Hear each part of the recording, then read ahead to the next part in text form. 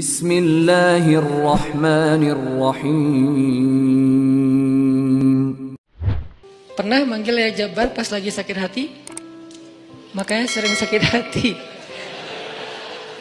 Jabbar itu panggilan untuk orang yang lagi sakit hati, habis dikecewain. Dikecewain oleh apa? Banyak lah, tergantung circle kehidupan kita ya. Ada yang circle-nya lebih ke main, berarti disakitin sama gengnya. Ada yang circle-nya lebih ke romantis-romantisan, disakitin oleh mantannya. Ada yang circle hidupnya seputar masalah kerja, disakitin oleh vendornya, oleh partnernya, oleh teman bisnisnya. Soal circle family life kita, disakiti oleh keluarga, anak, orang tua, pasangan, dan seterusnya gitu kan. Yang jelas, ketika kita merasa disakitin, ketika kita merasa kayak dikecewain, panggillah Allah. Sebelum kita memanggil netizen. Kan kita suka manggil netizen dulu ya.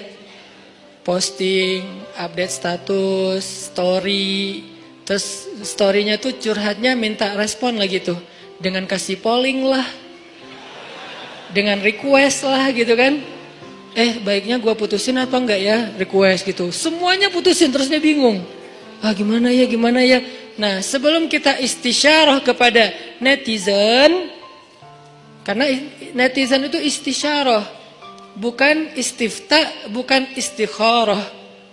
Yang paling tinggi itu kan derajatnya dari 3 level. Meminta pendapat, nomor 1 tuh istikharah, minta pendapat Allah.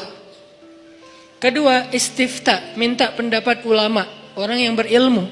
Ketiga, istisyarah, minta pendapat orang yang lebih bijak dan berpengalaman. Termasuk kepada teman kita atau followers kita atau geng kita, itu istisyarah. Sebelum kita istisyarah netizen, ya ayyuhal netizen, sebelum kita pakai kalimat itu, atau ya ustaz, bahkan sebelum ustaz, ya kiai, ya syekh, maka ya Allah. Panggil Allah Subhanahu wa ta'ala. Manggilnya gimana Ustadz? Salah satunya selain kata Allah pastinya, karena itu kalimat yang paling mulia, kita juga bisa manggil tematik. Ya Jabbar. Ya Jabbar itu bisa 2. Sebetulnya 3 maknanya Jabbar, tapi yang lebih common tuh 2. 1, dipanggil untuk masalah-masalah yang sifatnya bukan hanya besar, tapi kayak kekuatan. Ya Jabbar, ya Qahar. Arti Jabbar dalam konteks itu yang perkasa, yang memaksa.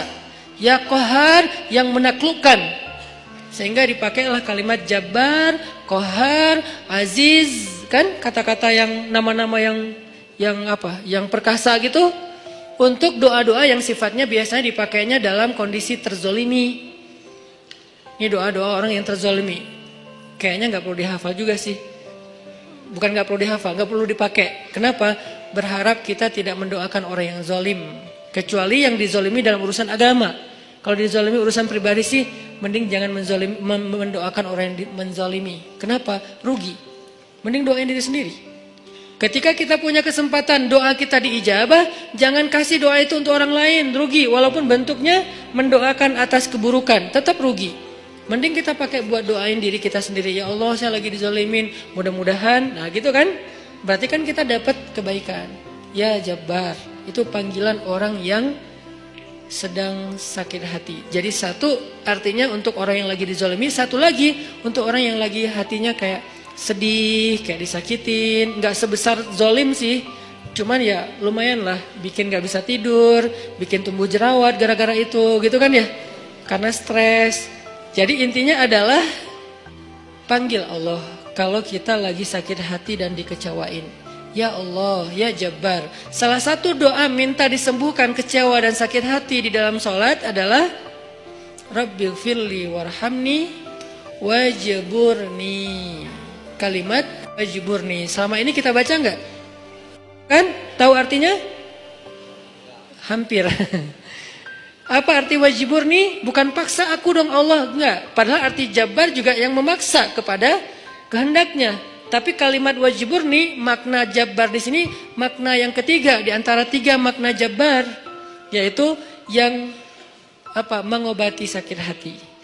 Jadi ketika kita berdoa, Rabbighfirli warhamni wajburni warfa'ni warzuqni wahdini wa'afini. Banyak banget ya.